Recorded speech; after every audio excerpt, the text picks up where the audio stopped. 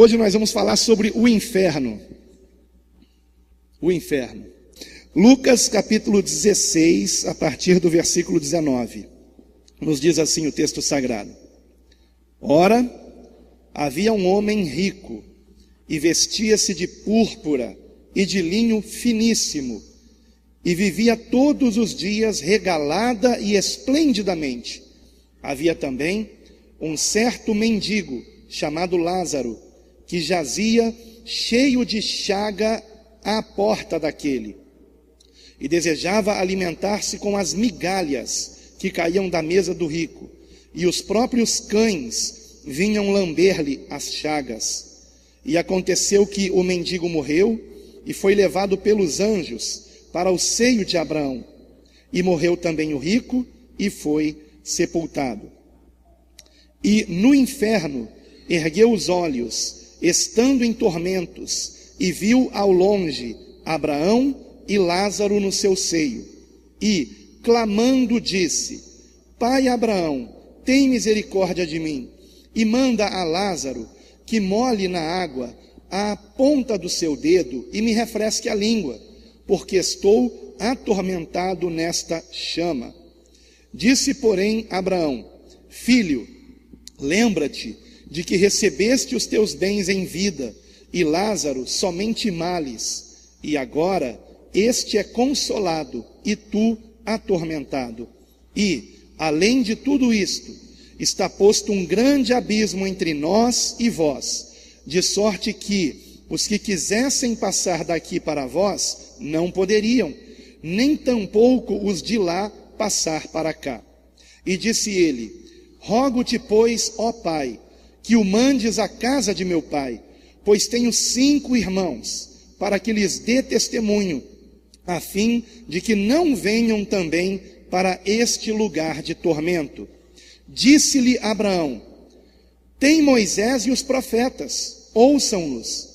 E disse ele: Não, pai Abraão, mas se algum dentre os mortos fosse ter com eles, arrepender-se-iam. Porém ele lhe disse: Se não ouvem a Moisés e aos profetas, tampouco serão persuadidos, ainda que algum dos mortos ressuscite. Somente até aqui? Muito bem, nós vamos hoje examinar o inferno à luz das Escrituras. Em primeiro lugar, eu quero dizer para vocês que o termo que nas nossas Bíblias foi traduzido como inferno no texto que nós lemos, a meu ver, não deveria ser traduzido desta maneira. Eu vou explicar por que mais adiante, ok? Eu vou explicar por quê. Então, no versículo 23, onde está escrito, e no inferno, o texto, a palavra grega aqui, vocês verão mais adiante qual é, e por que, a meu ver, ela não deveria ser traduzida como inferno, mas que há outros termos na Bíblia que corretamente, ou melhor, outros no Antigo e no Novo Testamento, que corretamente, a meu ver, são traduzidos dessa maneira. Só que no nosso imaginário, o inferno, ele é uma coisa que, biblicamente falando, ele não é descrito exatamente dessa maneira, como no imaginário popular. Vamos começar pela origem da palavra inferno, amém? Eu vou ler aqui para vocês, e quando isso for para a internet, vai aparecer no vídeo o que está aqui no telão.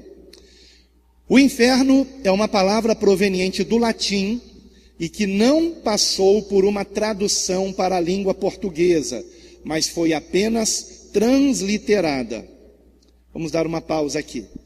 Existem palavras que não foram traduzidas, elas foram transliteradas. Eu vou dar um exemplo. Batismo é uma palavra grega, baptismo, que significa imersão, mergulho.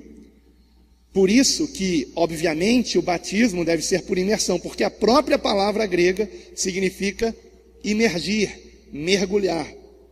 Então, João Batista, João aquele que mergulhava as pessoas, que as imergia. Compreendem, irmãos? Então existem palavras como, por exemplo, presbítero. é uma palavra que, em algumas versões, ela é transliterada, presbítero, mas é uma palavra grega. Algumas versões traduzem a palavra presbítero. E qual é a tradução? Ancião.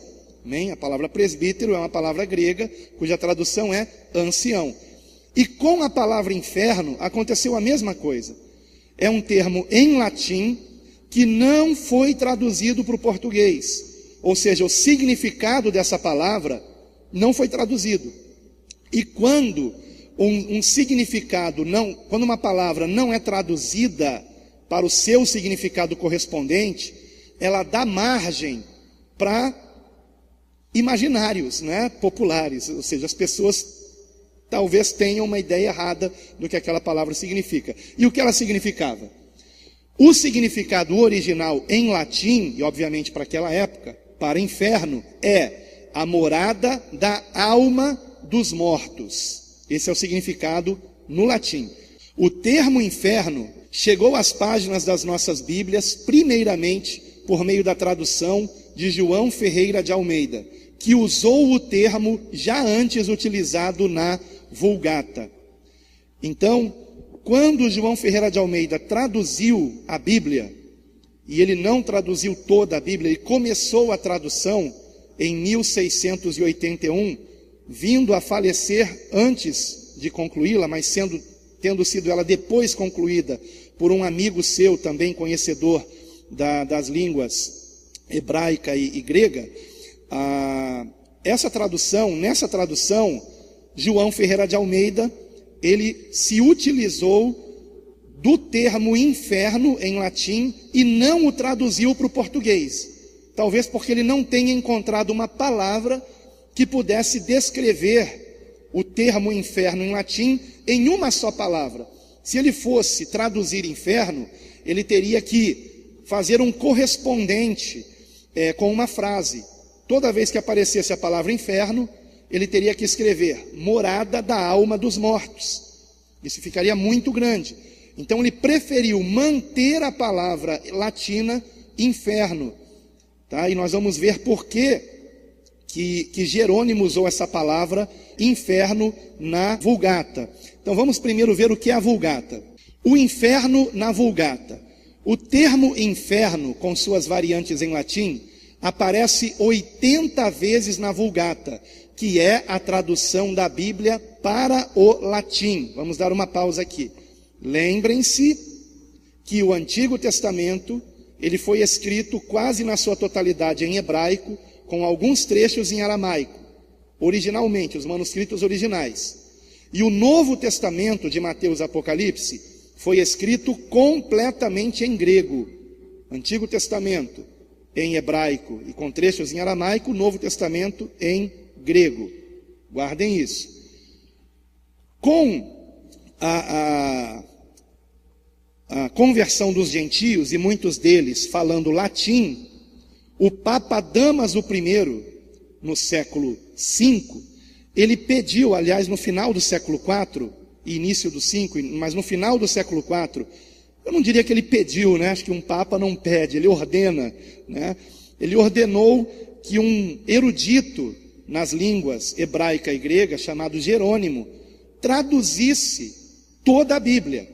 Veja que trabalho, né? Uma única pessoa traduzir toda a Bíblia, traduzir o Antigo Testamento para o latim e o Novo Testamento para o latim.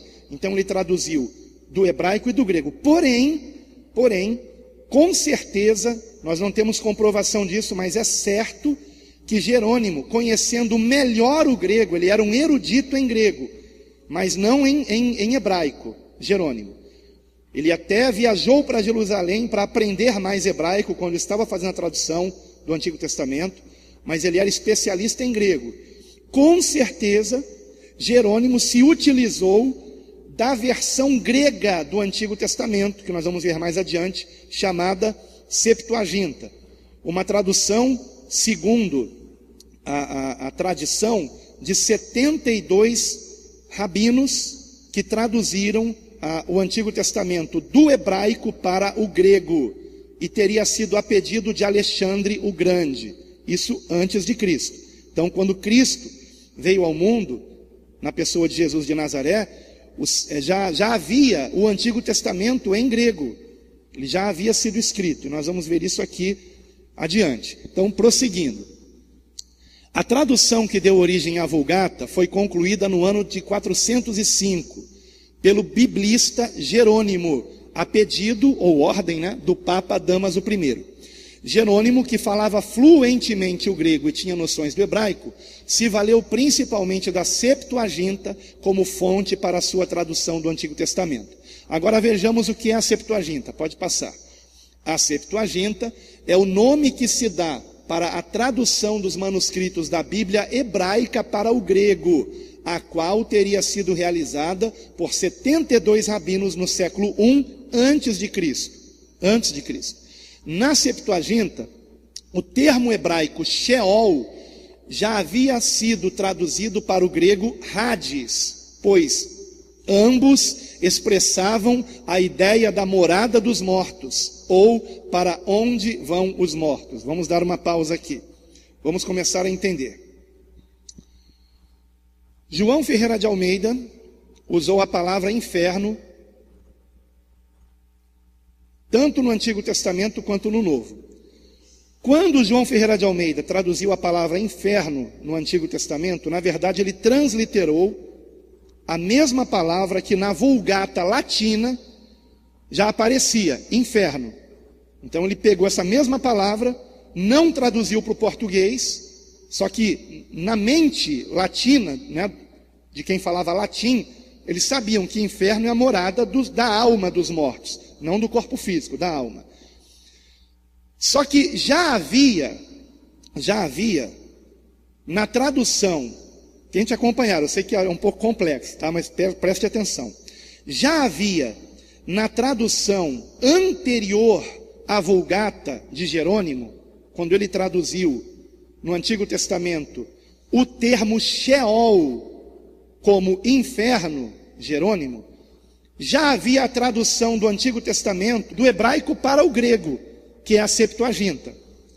A versão do Antigo Testamento do hebraico para o grego.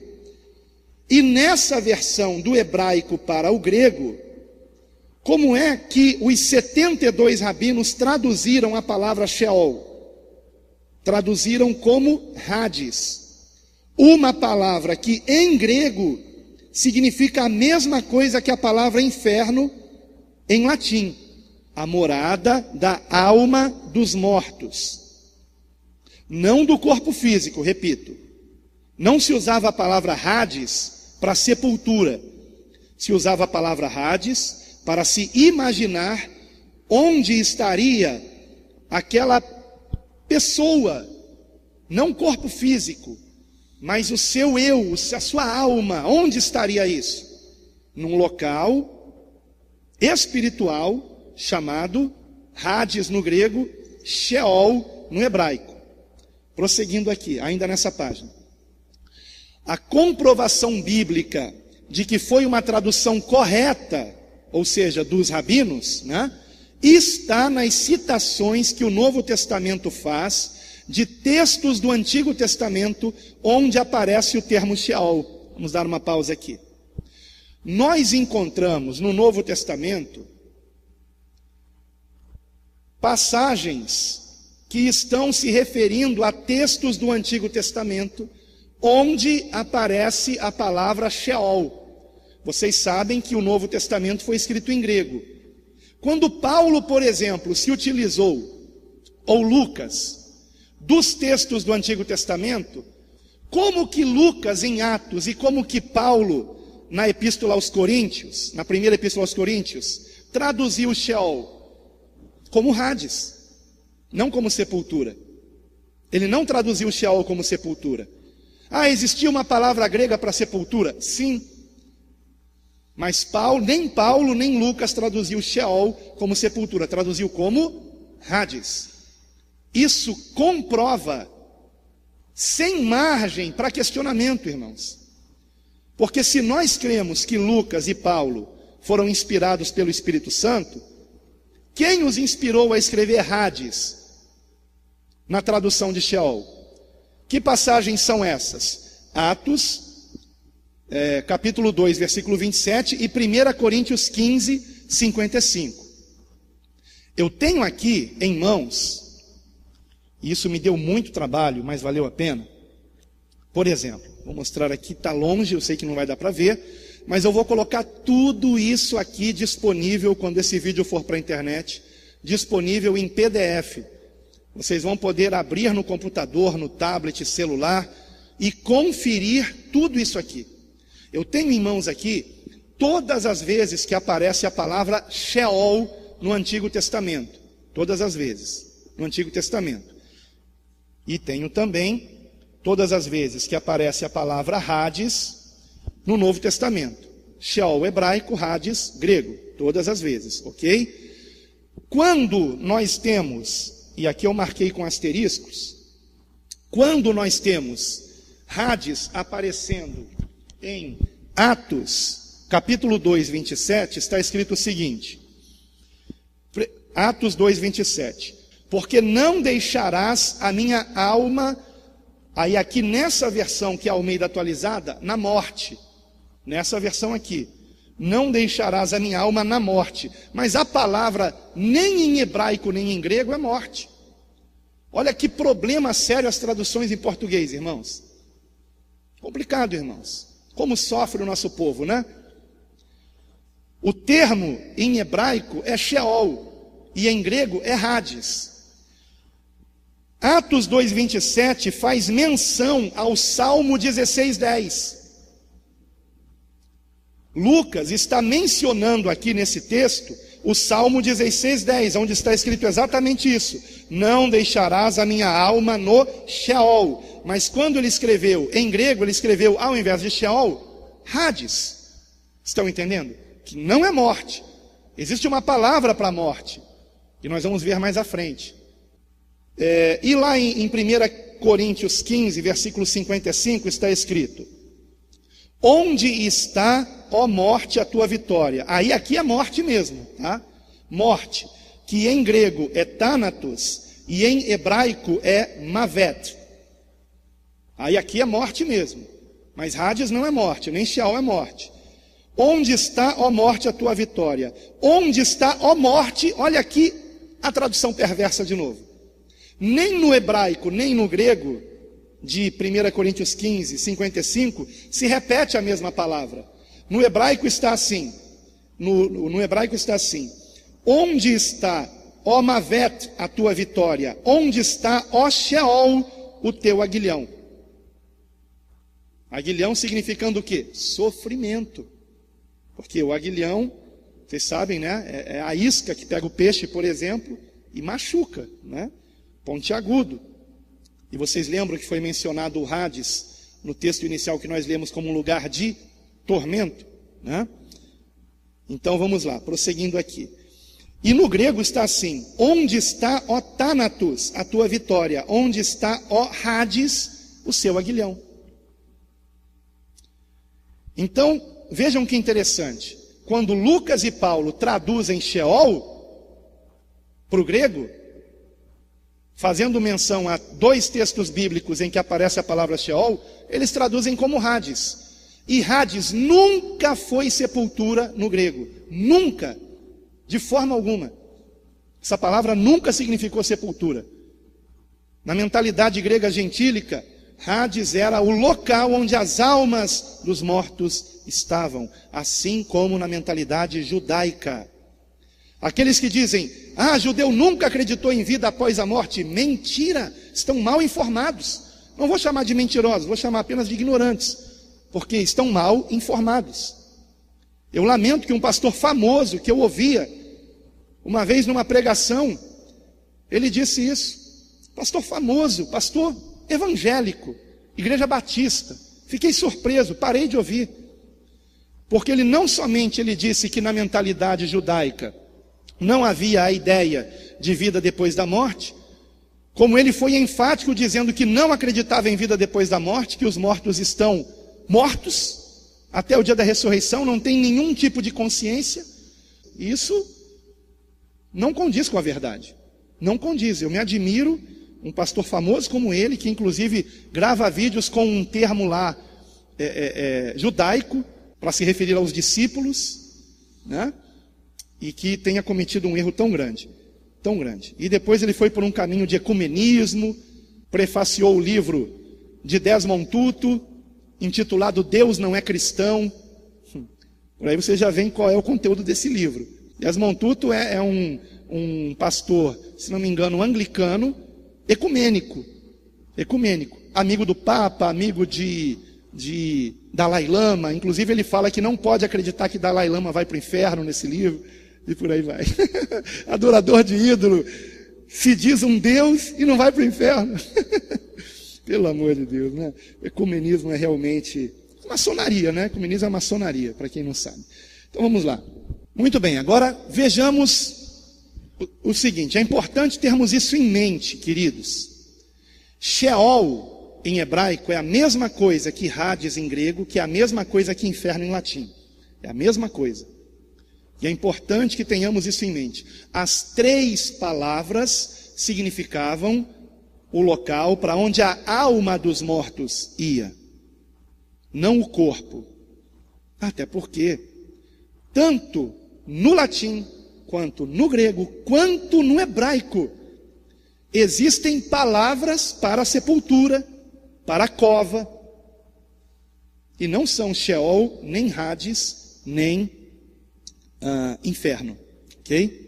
Eu vou mostrar que palavras são essas aqui mais adiante, e todo esse material estará em PDF para vocês conferirem. Vocês vão se deleitar. Aqueles que gostam de pesquisar vão se deleitar. Os nossos bereanos, que eu glorifico a Deus pelos bereanos, né, que são vocês, que examinam tudo que é pregado aqui, fazem muito bem, estão de parabéns, poderão examinar tudo isso no material em PDF, que eu vou colocar disponível para vocês. Aqui não tem só todas as ocorrências de Sheol, de Hades, tem também todas as ocorrências de Geena, palavra que vamos ver mais adiante, de Tártaro, de Catatônios, que é subterrâneo, traduzido para o português não como uma palavra, mas como uma expressão debaixo da terra, Abaddon, e também todas as passagens de inferno que aparecem nas versões Almeida,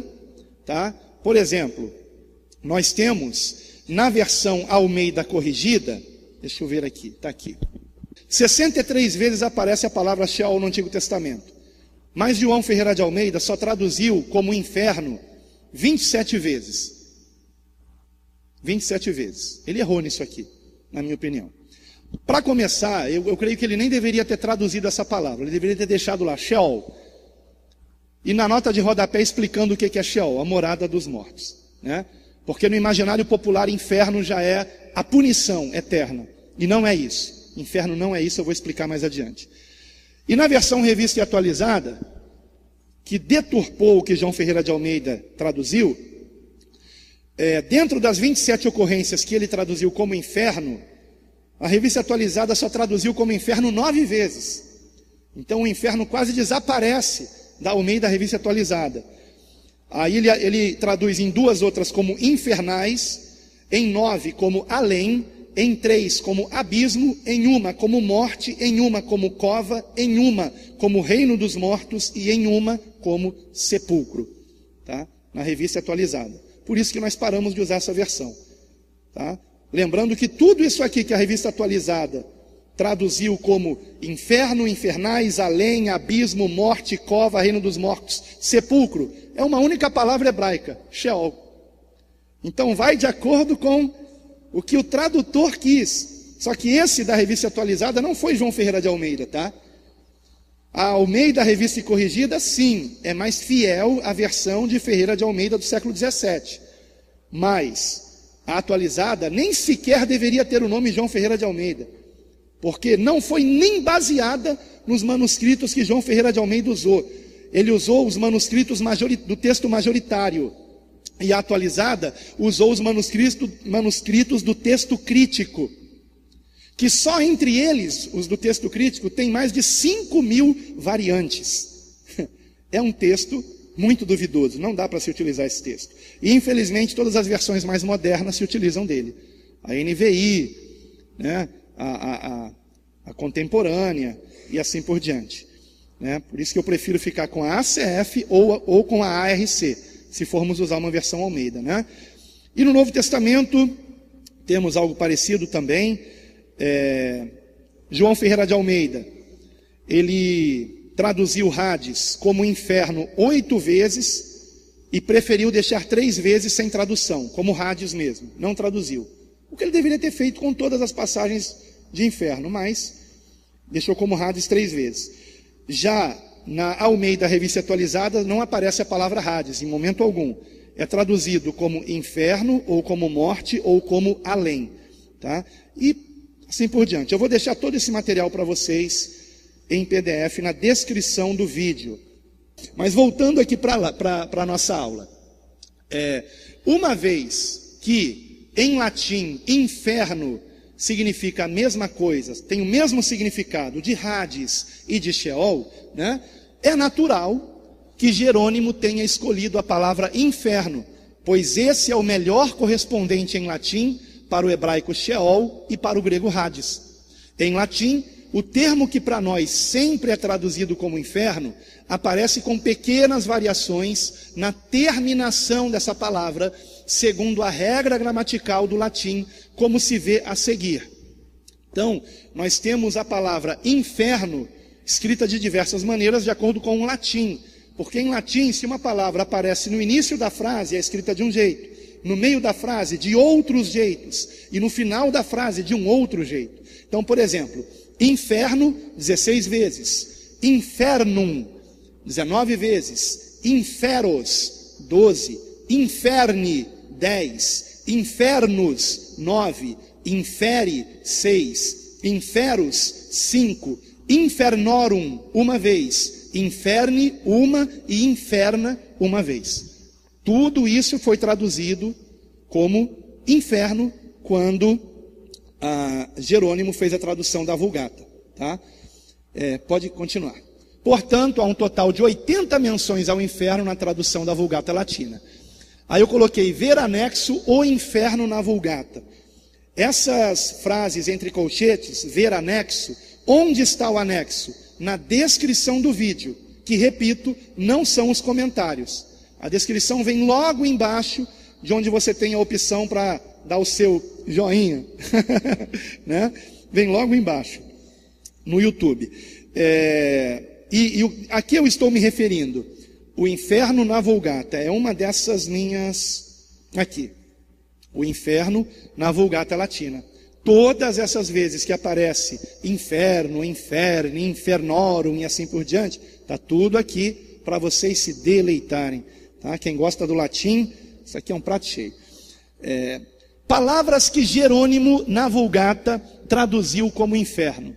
A palavra inferno é a tradução na Vulgata dos seguintes termos originais dos manuscritos bíblicos. Antigo Testamento, Sheol, em todas as vezes que aparece. Toda vez que aparece Sheol, ou pelo menos em quase todas as vezes, é traduzido como inferno na Vulgata. Novo Testamento, Hades, em 10 das 11 vezes, exceção para 1 Coríntios 15, 55. Thanatos, apenas em Atos 2, 24, apesar de haver 105 ocorrências, olhem só. Existem 105 ocorrências da palavra grega thanatos, que significa morte. Em uma delas, por que cargas d'água não sei, Jerônimo traduziu thanatos como inferno, essa palavra thanatos, que em todas as outras ele traduziu como morte, né? Para o latim. Tártaro, numa única ocorrência, em 2 Pedro 2, 4, Catatônios, na única ocorrência em Filipenses 2:10, e Geena, no grego, vejam que interessante isso aqui. No grego, Geena, nenhuma vez Jerônimo traduziu como inferno, nenhuma vez. O que ele fez com a palavra Geena? Manteve como ela estava. Sobe um pouquinho, por favor. Geena, termo grego que ocorre 12 vezes no Novo Testamento. Foi traduzido por João Ferreira de Almeida em 1681 como inferno. No entanto, Jerônimo não traduziu como inferno a palavra grega Geena. Vejam que interessante. Ele traduz como inferno a palavra Hades, mas ele não traduz como inferno a palavra Geena. Estou me referindo a Jerônimo na Vulgata Latina. Mas João Ferreira de Almeida, quando foi traduzir para o português, ele pegou a palavra Geena, que Jerônimo preferiu não mexer nela, ele mexeu. E aí é que ficou criada a confusão. Ele não deveria ter feito isso. Não pense que João Ferreira de Almeida é para nós como Ellen G. White para os adventistas, tá? É um homem falível, ele errou. Assim como White também errou. Só que para os adventistas não, ela não erra. Né? E isso eu não aceito de jeito nenhum, porque todo ser humano é passível de erro. Agora, as escrituras sagradas, eu creio, são sagradas. São inspiradas realmente pelo Espírito Santo, completamente, sem tirar nem pôr. Agora, no entanto, Jerônimo não traduziu como inferno a palavra grega Geena, mas preferiu transliterar esse termo para o latim como Geenai ou Geenã. Então, Jerônimo fez uma transliteração. A palavra Geena, em grego, para o latim, ele escreveu como Geenai ou Geenã. Provavelmente o termo Geena não foi traduzido na Vulgata, ou traduzido na Vulgata, como inferno, por pelo menos 3 razões. Por que Jerônimo não traduziu Geena como inferno? Por pelo menos 3 razões. Vejamos quais são.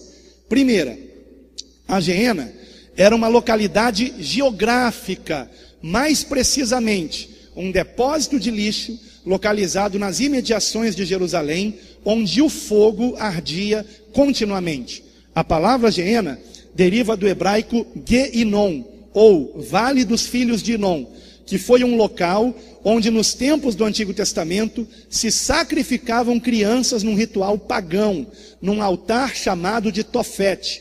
Tal abominação é mencionada em Jeremias capítulo 7, versículo 31. Então, esse local onde antes de Cristo havia sacrifícios de crianças, este local era tão abominável para os judeus que eles fizeram deste local um lixão. E nesse lixão, o fogo nunca se apagava. Por quê? Porque sempre alguém jogava mais lixo, que servia de combustível para alimentar as chamas. O fogo nunca se apagava na Geena, que era um lixão nas imediações de Jerusalém. Então, sendo um local geográfico, Jerônimo preferiu não traduzi-lo nessa palavra. Ele não traduziu Geena.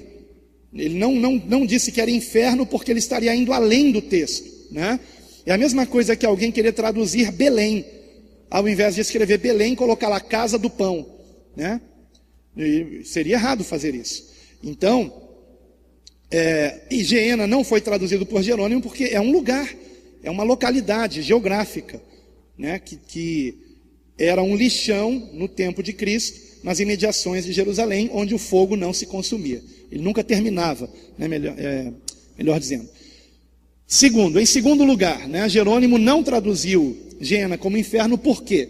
Na literatura apocalíptica judaica, escrita a partir do século II antes de Cristo, então no mínimo 200 anos antes de Cristo, Geena é mencionada como um lugar do castigo divino após o juízo final, que não aconteceu ainda.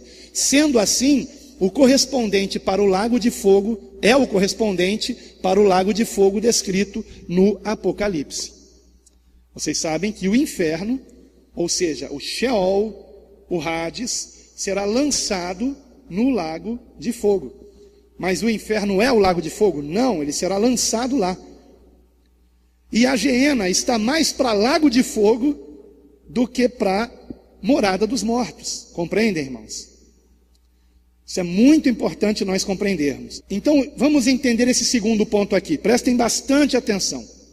Quando Cristo veio ao mundo, na pessoa de Jesus de Nazaré, no imaginário judaico, especialmente nos escritos apocalípticos, aquele lixão nas imediações de Jerusalém, que sempre pegava fogo, a fumaça sempre subindo, sempre, né?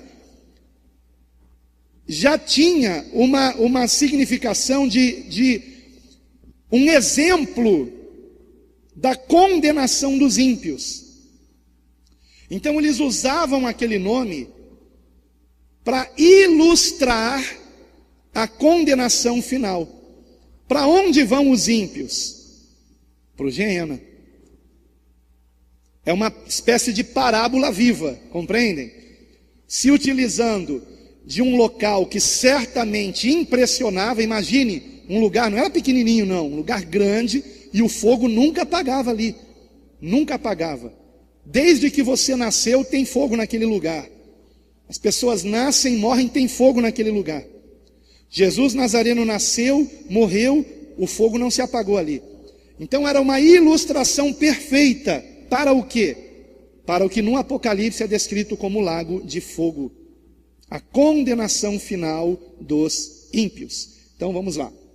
Exemplos. Livro de Enoque, capítulo 90, versículo 26. Isso aqui são escritos apócrifos, tá? Não estão na Bíblia. São escritos apócrifos. Quarto livro de Esdras, capítulo 7, versículo 36. E os oráculos sibilinos, número 1103, 2291 e 4186. Esses escritos já existiam antes de Cristo. Escritos pelo menos 100 anos antes de Cristo. Então já havia no imaginário popular a ideia de um lago de fogo, né, sendo a descrição do inferno, ok? Vamos prosseguir aqui. Eu estou aqui no terceiro ponto que explica por que Jerônimo não usou inferno para traduzir Geena. O terceiro ponto é esse. Porque Cristo retratou Geena como um destino terrivelmente pior do que meramente a morada dos mortos. Vamos para um exemplo da incompatibilidade de vermos Geena como um lago de fogo, por exemplo. Nós temos um exemplo disso claríssimo em Gênesis capítulo 37, versículo 35. Nós temos aqui em Gênesis capítulo 37, versículo 35, a primeira vez que aparece a palavra Sheol na Bíblia, no hebraico. Primeira vez. Gênesis capítulo 37, versículo 35. E o que nós concluímos desse versículo? Que se o Sheol fosse um lugar tão terrível como é descrito por Jesus, usando-se do termo Geena, né? Dando a entender então que Jesus fala de um outro lugar, até porque temos passagens bíblicas que foram traduzidas na Vulgata na Septuaginta como Hades, não como Geena. Então Geena é uma coisa, Hades é outra. Se fosse tão terrível assim, né? E Jesus descreve como um lugar terrível, onde o fogo não se consome, Jacó nunca teria desejado ir para lá. Nunca teria desejado ir para lá. Agora Jacó queria apenas o quê? Um suicídio. Se ele quisesse morrer apenas, ele teria se suicidado. Mas certamente Jacó sabia que era errado tirar a própria vida. Por que Jacó estava em depressão, querendo a morte? Porque ele sabia que na morte ele se encontraria com o seu filho José, a quem ele pensava que estava morto. Mas sabemos da história. José não estava morto, ele foi traído pelos seus irmãos, lançado num poço, vendido como escravo para o Egito. Mas os irmãos contaram para o pai deles, Jacó, que José estava morto.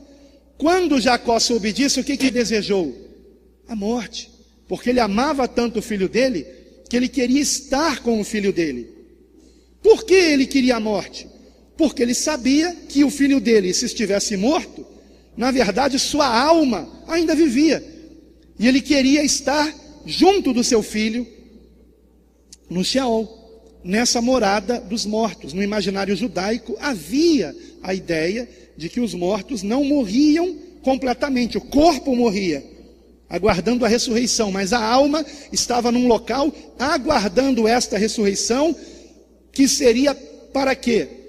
Para o juízo final, para que se visse quem era digno ou não de herdar a vida eterna, que nós sabemos que será em novos céus e nova terra. Essa terra toda aqui será consumida a fogo. Então, Gênesis 37, 35, está escrito o seguinte ali: Levantaram-se todos os seus filhos e todas as suas filhas para o consolarem.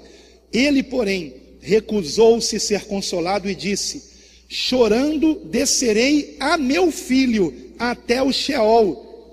E de fato o chorou seu pai. Em primeiro lugar, José não estava morto, estava vivo.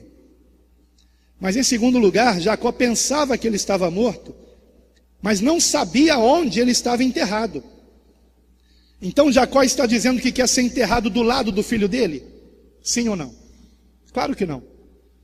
Jacó nem sabia o que tinha sido feito do corpo do filho dele.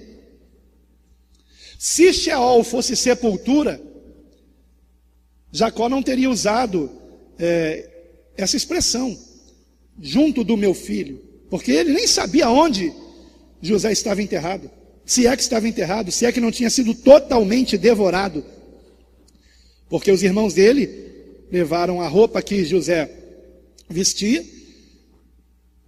com sangue, manchada com sangue, e o próprio Jacó concluiu, foi devorado, né, por uma fera, um leão, enfim, um lobo, né, foi devorado vivo, e as roupas todas rasgadas, né? Então, nós temos aqui mais uma evidência de que Sheol não pode ser sepultura, até porque existe a palavra hebraica para sepultura, está aqui, e vocês poderão conferir no anexo, ok? Estará em anexo na descrição desse vídeo.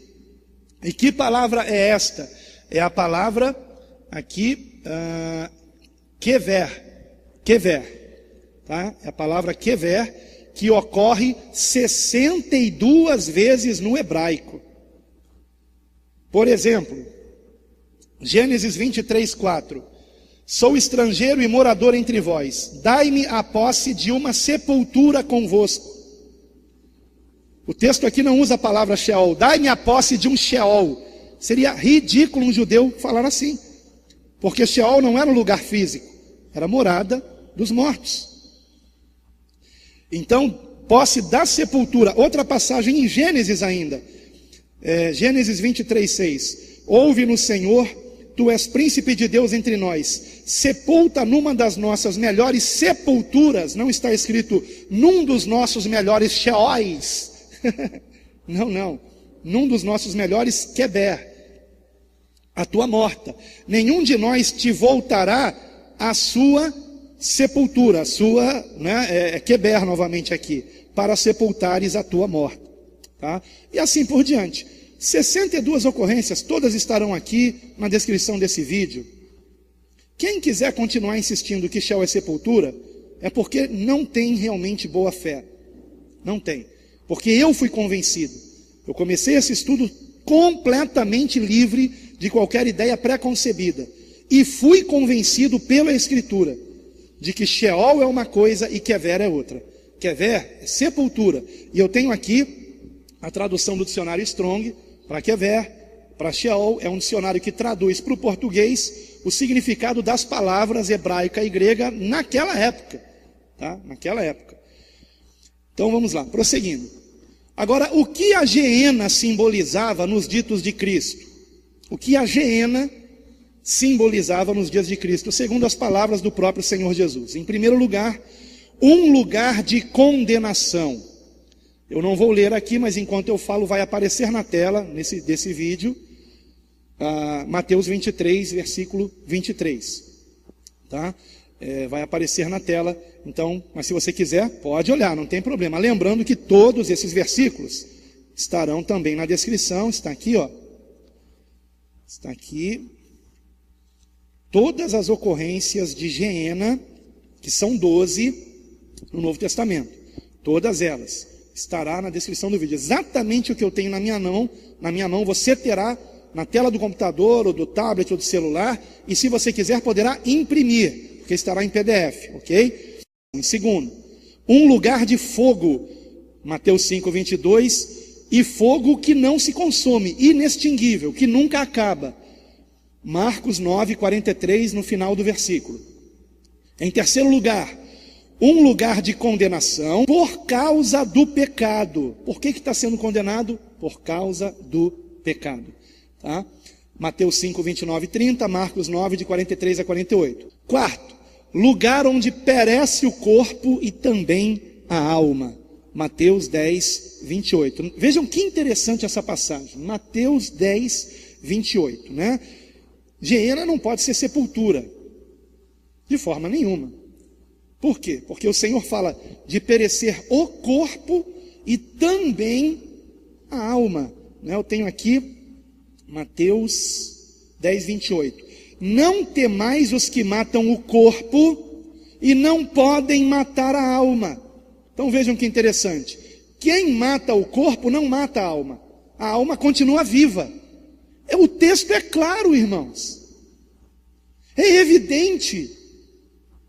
Não tem como se contradizer isso aqui. Se a alma morresse junto com o corpo, Jesus não teria dito essa frase. Não faria o menor sentido. Não temais os que matam o corpo e não podem matar a alma. Temei antes aquele que pode fazer perecer no Geena, ou na Geena, traduzido por João Ferreira de Almeida como inferno. Foi o erro de João Ferreira de Almeida, entre outros, né? Fazer perecer no Geena tanto a alma como o corpo. João Ferreira de Almeida errou? Errou. Mas por enquanto ainda é o melhor que nós temos. Tá? Por enquanto. Assim que você possa comprar em livrarias evangélicas, a tradução revista e corrigida ou a ACF ainda é o melhor que nós temos. Nenhuma outra versão é mais fiel, vendida em livrarias evangélicas, né? Pode ser que... Agora tomem cuidado com as chamadas Bíblias hebraicas, tá? São tendenciosas, mudam textos, especialmente nas passagens que se referem à graça de Deus. Porque as Bíblias hebraicas são traduzidas pelos chamados judeus messiânicos, que não são judeus de verdade, tá? Vamos começar a entender isso aqui. Já falei sobre isso várias vezes, mas repito. Não existe o judeu messiânico, porque eles não são judeus, eles são pessoas, por exemplo, são brasileiros que ficaram apaixonados, digamos assim, seduzidos, fascinados é a palavra correta, pelo judaísmo, e querem reviver as festas judaicas, querem ter menorá no altar, aí mistura a igreja cristã com o judaísmo, coisa que nem o apóstolo Paulo, sendo judeu da melhor estirpe da tribo de Benjamim, tendo estudado aos pés de Gamaliel, o grande mestre rabino judaico, nem Paulo fez isso, pelo contrário, ele combateu essa ideia na epístola aos Gálatas, duramente, e também na epístola aos Colossenses, onde Jesus é exaltado como Deus, a divindade de Cristo é exaltada, mas os judeus messiânicos negam a divindade de Cristo, então eles alteram as passagens em Colossenses e alteram as passagens em Gálatas e alteram outras passagens bíblicas também. Fujam disso, hein? Tomem cuidado com isso. Então vejam, Mateus 18:9 é uma outra passagem muito interessante, porque nos mostra que a Geena é o contrário de se encontrar a vida. Então vejam que interessante, se a Geena é o contrário do lugar onde encontramos a vida, a Geena é o lugar onde a alma encontra o quê? A morte. A morte. Mateus, capítulo 18, versículo 9. Se um dos teus olhos te faz tropeçar, arranca-o e lança-o fora de ti. Melhor é entrares na vida, essa vida nós sabemos que é a vida eterna, com um só dos teus olhos, do que, tendo os dois, seres lançado na Geena de fogo. A palavra aqui é Geena, tá? Na Geena de fogo. Ele não usou a palavra Hades. O Hades é lançado na Geena. E por que ele está falando do olho físico? Uma pessoa fura o olho físico, o olho da alma dela foi furado? Não, né? Não. Mas ele está falando da ressurreição dos mortos, de um acontecimento após a ressurreição do corpo físico. Está falando do corpo ser lançado na Geena. Para que haverá ressurreição? Para juízo eterno. Os justos vão para a vida eterna, os ímpios para a condenação eterna. Ok? E finalmente, Jesus usou a palavra Geena como local onde o verme não morre, e o fogo nunca se apaga. Veja o que não morre na Geena: o verme. Essa palavra verme, a palavra que significa o tipo de verme que consumia os cadáveres. Nos cemitérios não tem aquela minhoquinha que consome os cadáveres?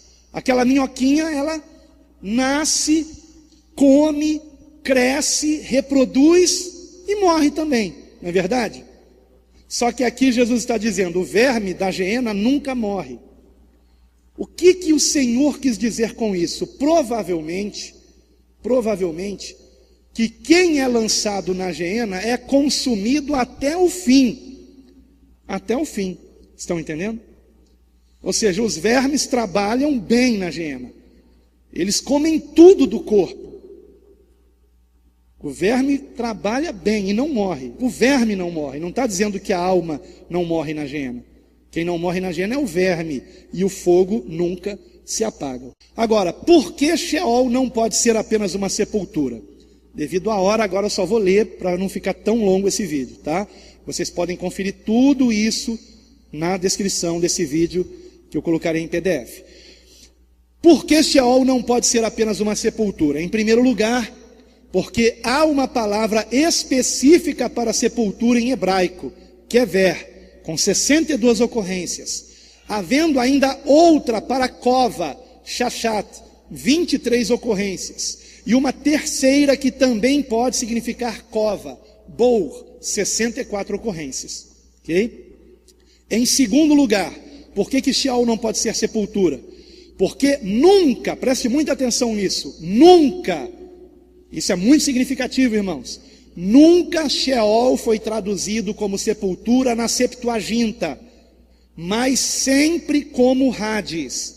Lembrando que Hades no imaginário judaico é a mansão dos mortos. E os termos mencionados acima, né, que nós vimos que traduzem sepultura, os 3 termos que traduzem sepultura, nunca foram traduzidos como Hades, mas sempre como sepultura ou cova nos seus correspondentes gregos. Matou aqui, acabou com a ideia herética de que Sheol é sepultura. Terceiro, a Bíblia fala de proprietários de sepulcros, mas não de proprietários do Sheol. Nunca tem no Antigo Testamento um versículo dizendo que alguém era dono de um Sheol, ou que ia enterrar um morto num Sheol. Não, a palavra sempre era kever, ou os termos correspondentes à cova. Quarto, porque o Sheol nunca está relacionado com o corpo físico, mas com a alma. Nós não temos uma referência que o termo Sheol se refere a corpo físico, mas se refere à alma. Por exemplo, Salmo 16:10, Salmo 30, versículo 3, Salmo 86, versículo 13, Salmo 89, versículo 48 e Provérbios 23, 14. Essas são as referências mais óbvias, mais evidentes, mais escancaradas disso. Quinto motivo, porque o Sheol não pode ser sepultura. Porque o Sheol, ele é mencionado como um reino, em Isaías 14:15, como tendo poder sobre aqueles que lá estão, ninguém pode sair de lá, Oséias 13:14, tendo portas, Jó 17:16 e 38:10, e porta com ferrolho, hein? Sendo um lugar, Salmo 49:14, e tendo profundidade, Deuteronômio 32:22, Isaías 14:9, Amós 9:2 e Jó 11:8. A respeito de ter profundidade, deixe-me esclarecer algo aqui. No imaginário judaico, o Sheol, ele tinha níveis de profundidade. E quanto mais profundo, maior o sofrimento, maior o tormento. E se estivesse lá no topo, estaria, na verdade, num lugar de paz. Lugar descrito no texto inicial, onde estava o mendigo no seio de quem? De Abraão. Agora, tanto Abraão, né, quanto o mendigo, quanto o rico, estavam nesse local dos mortos chamado Sheol. Porém, o rico, no lugar de tormento do Sheol. Então, no imaginário judaico, no Sheol havia um lugar de tormento, e um lugar sem tormento. E entre esses dois lugares um abismo. Ninguém podia passar de um lugar para o outro. Cada um recebia a justa recompensa do que fez em vida no Sheol, enquanto aguardasse o julgamento do corpo, né? O julgamento final, do juízo final. Então tem profundidade. E agora, finalmente, por que Hades não é sepultura? Em primeiro lugar, porque nunca foi entendido como sepultura na literatura grega. Ou seja, havia uma literatura grega antes dos escritos do Novo Testamento, e antes até da Septuaginta. E o Hades nunca foi entendido como sepultura na literatura grega. Essa palavra Hades nunca foi sepultura. Isso é muito importante vocês saberem. Então, exemplo, na obra Odisseia, o canto 10 dessa obra retrata a visita de Ulisses aonde? No Hades, como sendo o mundo dos mortos. E o mesmo acontece na obra Teogonia de Hesíodo. Então, Hades nunca foi sepultura, essa palavra em grego. Em segundo lugar, e lembre-se que foi a palavra utilizada para traduzir Sheol, mas não para traduzir sepultura do hebraico.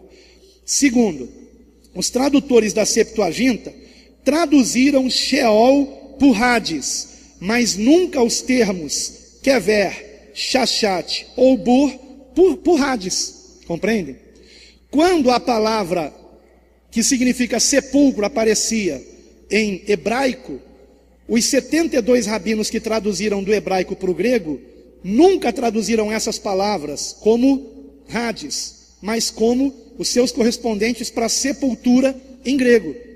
E toda vez que apareceu Sheol, eles nunca traduziram como sepultura, mas sempre como Hades. Porque Sheol e Hades, no imaginário popular, tanto para o hebreu quanto para o gentio, é a mesma coisa, o lugar onde os mortos habitam. Terceiro, o próprio Novo Testamento usou o termo Hades para substituir Sheol ao fazer a tradução de passagens do Antigo Testamento. Vou repetir. O próprio Novo Testamento usou o termo Hades para substituir Sheol ao fazer a tradução de passagens do Antigo Testamento. Já vimos isso no início, lembram? Nas passagens de Atos 2:27, onde Lucas, escritor de Atos, se refere ao Salmo 16:10, e Lucas traduz Sheol como Hades. E também na passagem de 1 Coríntios 15:55, onde Paulo se refere a Oséias 13:14, e traduz Sheol como Hades também. Ok, irmãos? E em quarto lugar, para concluir, como diz o pastor Sandro, concluindo mesmo, finalmente, Jesus mencionou o Hades como um local de tormentos, não como uma sepultura. O próprio Jesus, ele mencionou o Hades como um local de tormentos. Onde está isso? No texto inicial que nós lemos. E no Hades ergueu os olhos, estando em tormentos, e viu ao longe Abraão e Lázaro no seu seio. Aí alguns podem dizer o seguinte: aqueles que defendem que Sheol é a mesma coisa que sepultura, o que já ficou comprovado que não é. Mas aqueles que insistem nisso, sabe o que eles dizem? Que Jesus aqui, em primeiro lugar, estaria contando uma parábola. E em segundo lugar, que pela primeira vez em todas as parábolas que ele contou, ele estaria ensinando uma heresia. Ora, por favor, irmãos, vocês realmente acham que Jesus contaria uma parábola herética de uma coisa impossível? Em todas as demais parábolas que Jesus contou, se fosse uma parábola, tá? Eu tenho razões para crer que isso não é uma parábola.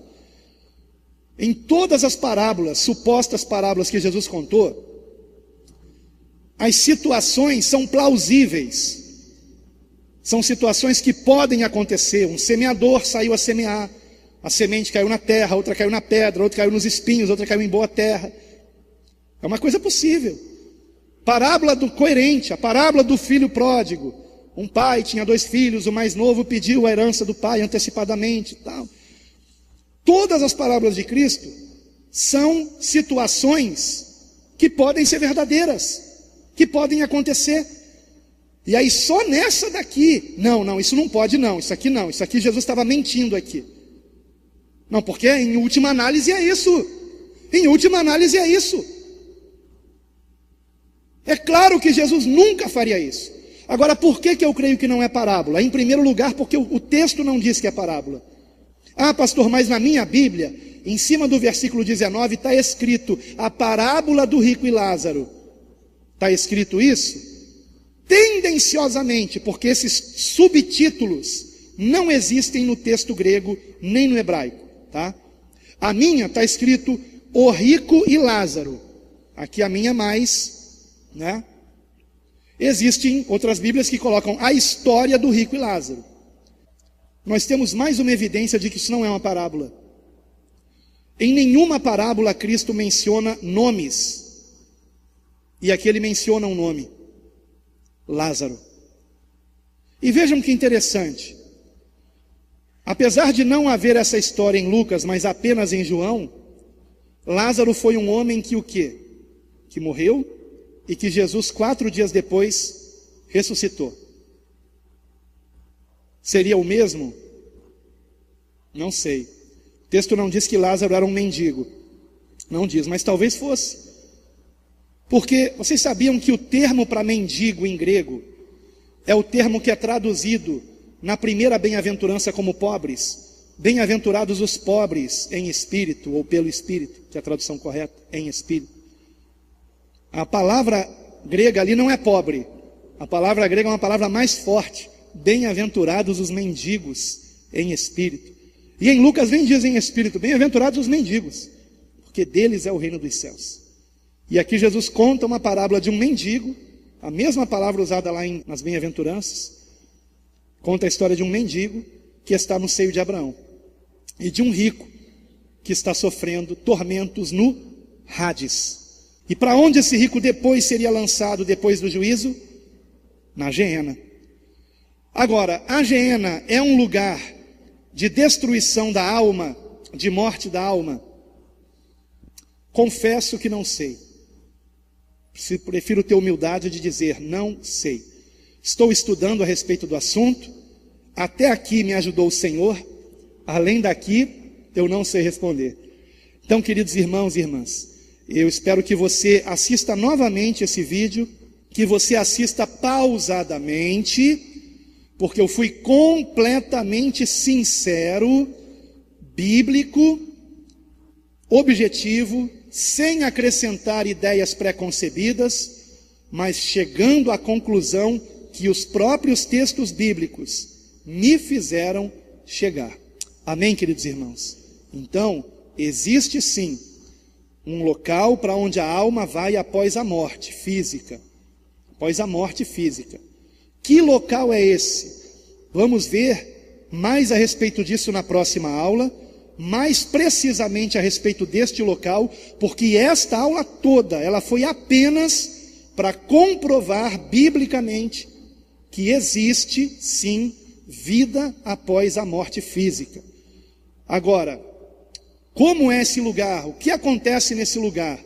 Por exemplo, vamos ver passagens bíblicas na próxima aula, que não será domingo que vem, tá, pastor Sam? Por favor, dê a aula domingo que vem sobre Judas, continua ela, para eu ter mais tempo de pesquisa, né? Mais tempo. Mas, vejam bem, nós vamos analisar todas as passagens bíblicas, onde Jesus fala da vida após a morte. Isso é muito importante. Nós temos que aprender com Cristo, irmãos, em primeiro lugar.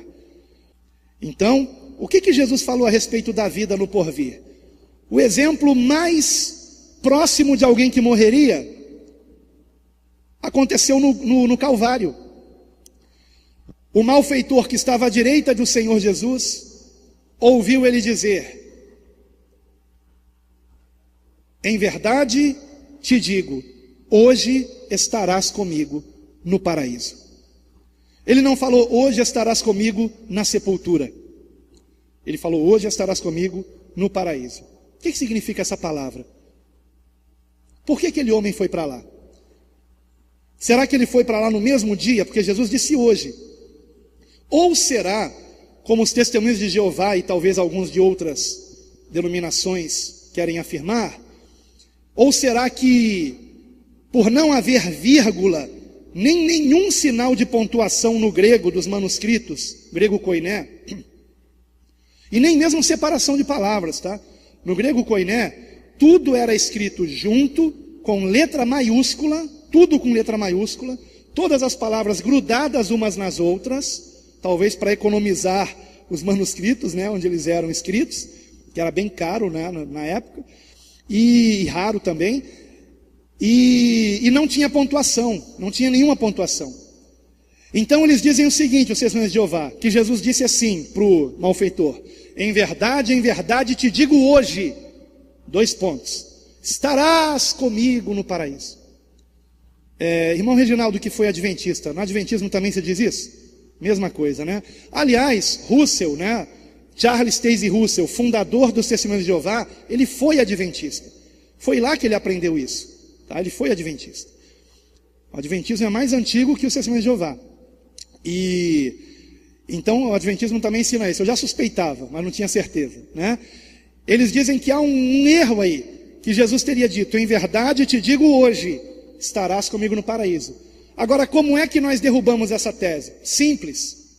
Comparando todas as demais passagens em que Jesus usa a expressão em verdade te digo, ou em verdade te digo. Quando nós comparamos todas as outras passagens, em primeiro lugar, em nenhuma delas Jesus diz em verdade te digo hoje. Até porque é ridículo dizer isso. Olha, eu te digo hoje. Mas se eu estou dizendo é porque é hoje. Não pode ser amanhã nem ontem. Senão eu teria dito, eu te disse ontem, ou eu te direi amanhã. Se eu te digo, é hoje. Não é verdade? Em verdade.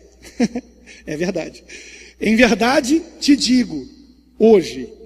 Né? Esse hoje já é a sentença a respeito da qual Jesus está falando. Por quê? Porque todas as vezes que Jesus usou o termo em verdade, logo a seguir, imediatamente após, vem a verdade a qual Jesus está se referindo. Acabou. A prova é interna, a prova está na própria Escritura. E pronto. Então Jesus realmente disse: em verdade te digo, hoje estarás comigo no paraíso. Uau, que maravilha. Amém, queridos irmãos? Onde é o paraíso, veremos na próxima aula. Terceiro céu. Como é que sabemos que é terceiro céu?